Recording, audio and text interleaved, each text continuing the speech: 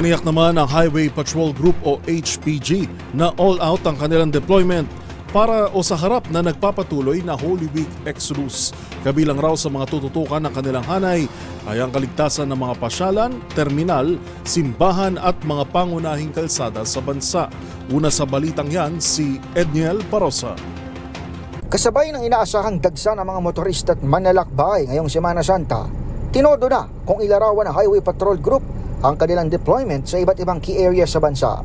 Ayon kay PNP HPG spokesperson, Police Lieutenant Nadami Malang, nakatao ang mga ito sa mga transportation hub, bahay sambahan, major thoroughfares at iba pang pampublikong lugar.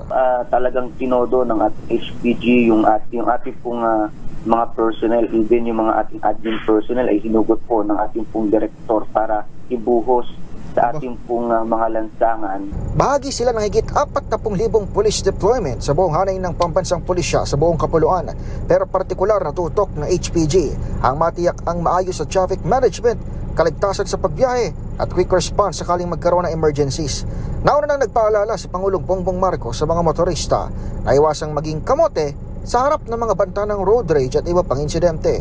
Sabi ni Malang sa DZRH2, kabilang sa mga hakbang na ginawa ng pulisya ay ang maagang seminar at education campaign sa ilang nasa kalsada.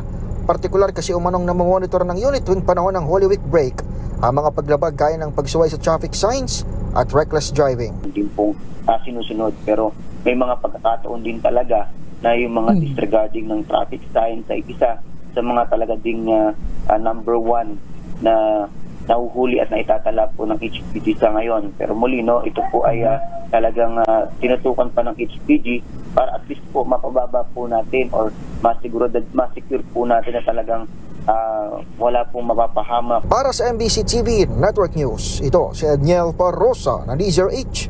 Una sa Pilipinas, una sa Pilipino.